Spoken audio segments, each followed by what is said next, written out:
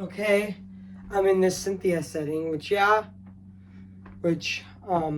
just like in the original Wizard of Oz actually, even though don't worry, it will turn to color in my actual review of this movie. So yeah, which speaking of it, this Cynthia setting, which today guys, I'm gonna be doing my movie review, and this time it's gonna be on the Wizard of Oz. So yeah, guys, so I'm gonna go right over here now and say cue the intro. So yeah. Which, speaking of which, I am going to be doing right now. So yeah, so cue the intro.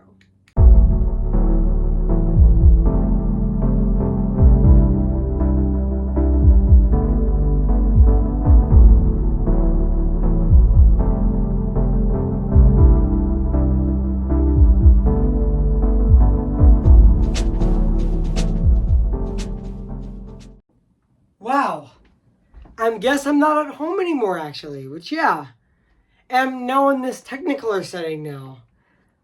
Okay, I'm actually reviewing this movie right now. So today guys, I'm actually going to be reviewing this movie right now. So yeah, even though Wicked does come out, Wicked for Good comes out next week, which I definitely cannot wait for, which yeah. So yeah guys, so let's get this started. So yeah. So I am going to be reviewing this movie right now. So yeah. So please enjoy. So yeah. Hey guys, this is Elvin's Disney's Film Pictures Channel 25 here, and today, guess what guys? And today, I'm going to be doing my movie review, and this time it's going to be on The Wizard of Oz, came in the year of 1939. So yeah guys, so I'm going to read this plot on the internet right now. So yeah guys, so basically what the plot's about, after a tornado whisks away from from Dorothy's home, her Candace her after a tornado whisks her away from okay, I'm just gonna read this on IMDb actually. So yeah, but just give me a sec guys. This is what the plot about. Young Dorothy Gale and her dog Toto are swept away by a tornado from their Candace farm to the magical land of Oz, and embark on a quest with free friends to see the wizard who can return her home and fulfill others' wishes. So yeah guys, so that's basically what the plot's about this movie. So yeah guys, so I did remember that this movie actually came out on it did had its premiere at the Green at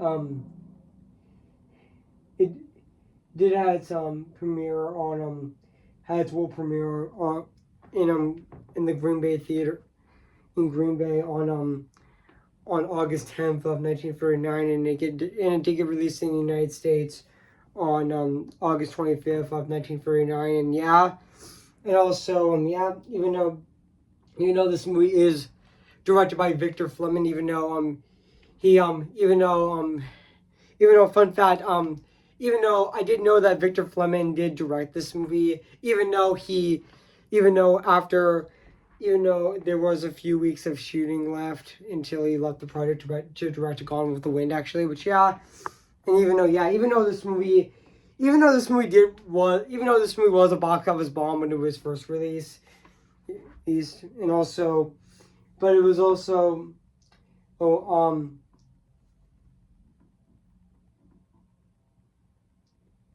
also even though it actually,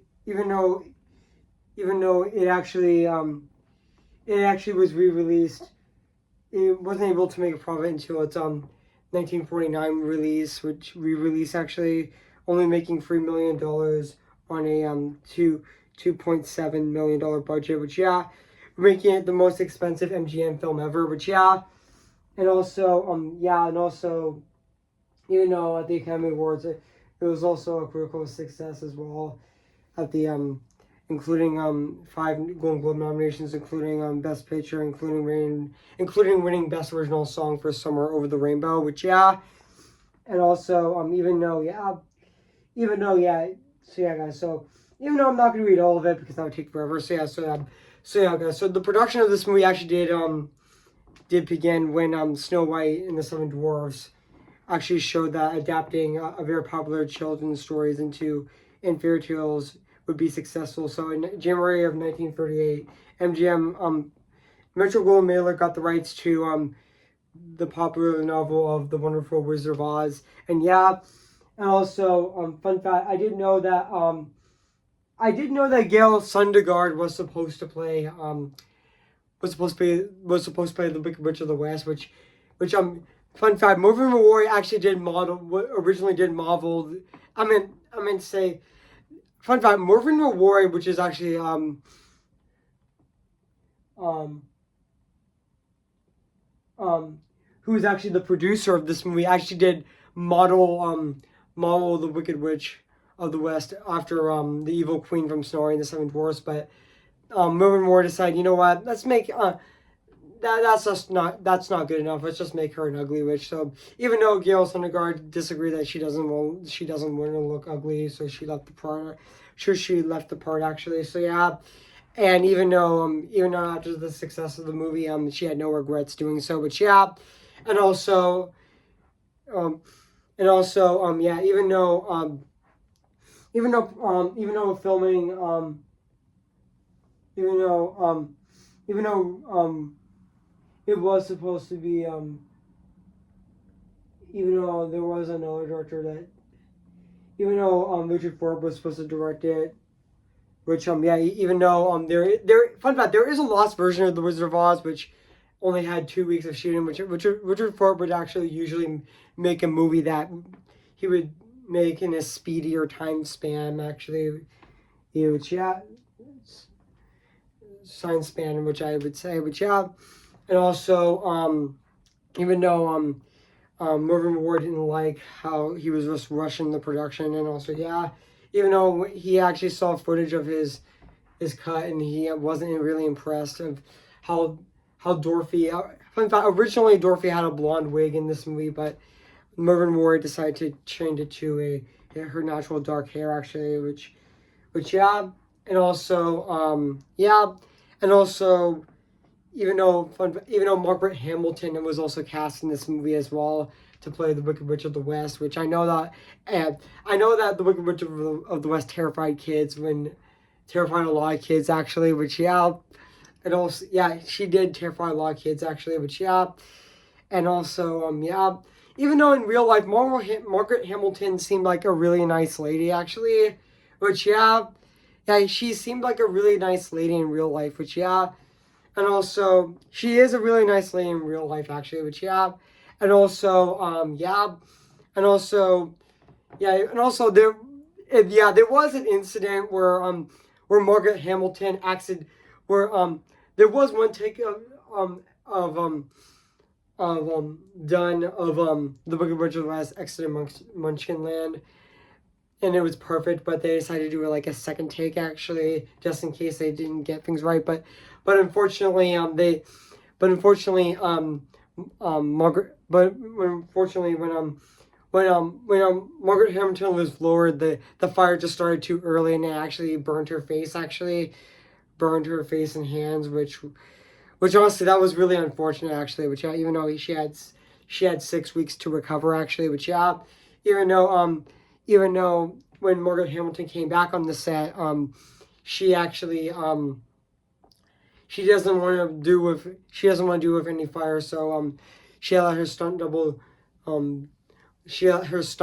Becky Danko actually do her flying scenes actually, even though the the broom actually but also where she was up in the air, the broom exploded.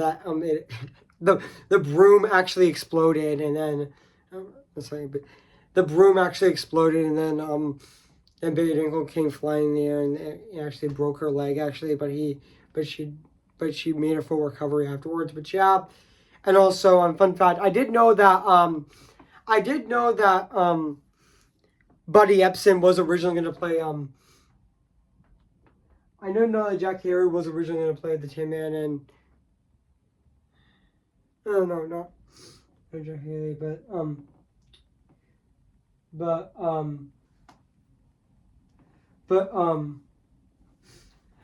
but I did know that just thinking as, but also I did know that Ray Bolger was supposed to play the Tin Man and Buddy Epson was supposed to play the Scarecrow, but Ray Bolger wanted to play the Scarecrow because he has more of an exaggerated dances, which rubber legs, which and even though fun fact, I did know that Jack Haley was. I didn't know that Buddy Epson was supposed to play the Tin Man, but due to 2 weeks of filming of the original Richard Ford version, he actually couldn't breathe and his face turned blue and he suffered. He actually went to the hospital, which his lungs were coated tin actually, so he had to be in the hospital to recover. Which even though he didn't get to, even though the producers of the movie were bothered that they wanted Buddy Epson to return to the set, but he needed to recover, so they let Jack Haley to play the Tin Man as well. But not all of Buddy Epson was lost in this movie, but even though you can still hear his voice in the song "We're Off to See the Wizard" actually, which is still in the final film actually. But and also even Laura. Fun fact: originally the producers actually wanted the actual MGM line to actually play the Cavalry line and have his lines dub over later in post production. But they decided against that, and they thought of making him an anime character, but that didn't work. So they actually had him to be they actually had him to be like a costume character, just like the rest of, just like the Scarecrow and the Tin Man in this movie. But and also and also I did know that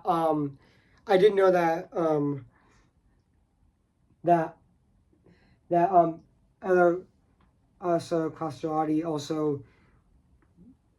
also was the voice of Juliet in the song "If I Only Had a Heart," which is the same actress who played Snow White in Snow White and the Seven Dwarfs actually. But and also and even though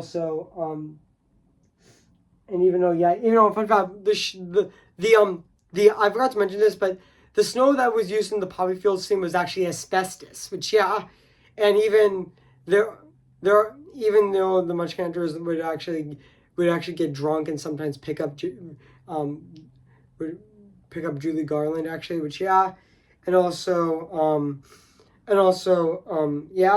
even though this movie did even though and also even though I'm not gonna get into all the details of the production of this movie, but that's okay. So guys, so overall guys, what do I think of this movie? I have to say this is definitely a classic, which The Wizard of Oz is definitely a classic MGM musical, which this is definitely a really classic musical movie, which I mean the Wizard of Oz is definitely a classic, which it is a classic, and it is definitely a classic, which this is definitely a masterpiece, which and also even though I thought Judy Garland as Dorothy Gale was also fantastic in this movie as well, and her iconic song is "Somewhere Over the Rainbow," which I will get to the songs later, which and even Margaret Hamilton as Big Richard the West was also great in this movie, even though she terrified a lot of kids actually, but even though she gave a very legendary performance, which and even the other characters like Ray Bolger as the Scarecrow, and even Jack Haley as the Tin Man, and also Burt Lahr as the Coward Lion were also really great in this movie as well, and even even Frank Morgan, who played Professor Marvel, aka the Wizard. And even though he also did play the gatekeeper and even the carriage driver and even the wizard's guard, he was also really good in the film as well and really great as well. But and also and also even though this movie did have its 1956 television broadcast premiere in CBS That's which, yeah. Even though, according to the Library of Congress, it's actually the most seen film in movie history. Which, yeah, even though this movie was in 1989 was selected in the Library of Congress of one of the first 25 films in preservation in the National Film Registry of being critically and historically and sonoriously significant. So yeah, guys. Even though I'm not gonna talk about the scenes in the movie, but that's okay. But even though I don't feel like it, so yeah. But also now let's talk about the music and the score and the songs of this movie, which the score of this movie is the score of this movie is actually composed by Herbert Herman Schlafart, which yeah. So if I'm wrong if I pronounce his name correctly, but yeah, but he did phenomenal doing the score in this movie. So yeah, but also let's also talk about the Let's also talk about the songs in this movie, like "Somewhere Over the Rainbow," which is also very iconic. But also, fun fact, it was actually cut out from the film, which yeah, which also fun fact, it was actually lyrics were written by E.Y. Herberg, and it was composed by Harold Urban, which I found out Harold Urban inspired "Somewhere Over the Rainbow" of he's about to get Chinese food, but he got a fever, so he inspired the song with "Somewhere Over the Rainbow," which yeah, and also fun fact, it was actually cut out from the film first because the producers felt like it just took forever to Dorothy the getting to Oz, which yeah, even though the song was actually back, but they decided to bring it back into the movie, actually similar to Jeffrey Katzenberg, where he tried to almost remove part of your world from The Little Mermaid, actually, which yeah. And even though also even though the song "Somewhere Over the Rainbow" would be very iconic in years to come, actually, which yeah, the song "Somewhere Over the Rainbow" is definitely very iconic, actually, which yeah, and even "Come Out," "Come On," "Come Out," "Come Out," wherever you are, and even though also "Ding Dong the Witch's Dad," and also thank you,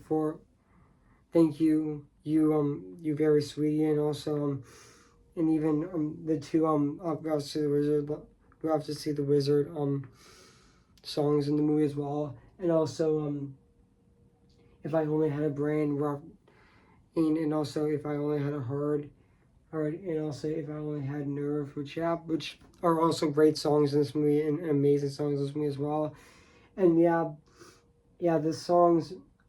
Even though there is a reprise of "Somewhere Over the Rainbow" and "Harold the Witch's Dad," reprises that were cut out of the film because of pacing, which yeah, but also and also yeah. So now let's talk about the production design of this movie, which honestly, just like the music and the score and the songs of this movie, it's absolutely phenomenal as well, and still holds up to this day, 86 years later. I mean, yeah, the Technicolor aspect of this movie, the Technicolor of this movie looks fantastic. Actually, it looks really phenomenal as well. Even though this movie does start out in that Cynthia tone, and also got moved to black and white. Actually, which yeah, the production design in this movie still holds up to this day. It still looks really beautiful, and yeah, it's also revolutionary as well. So yeah, so overall, guys, sorry I didn't talk about all of this reviews. So yeah, but so yeah, guys. So overall, guys, I've nothing else to say about this movie, The Wizard of Oz. So yeah, guys, so if you haven't seen The Wizard of Oz, we're gonna recommend it. So yeah, guys. So I'm gonna give The Wizard of Oz a 10 out of 10 spectacular. So yeah, guys. So what do you think of my movie review on The Wizard of Oz? So yeah, make sure to comment, like, and subscribe to my channel, and make sure to like this video. So yeah, guys. So stay tuned for my movie review on In the Heights, which I'm actually gonna be reviewing today on my channel, so stay tuned for that as well. So yeah, guys, so I'll see you guys later, and bye.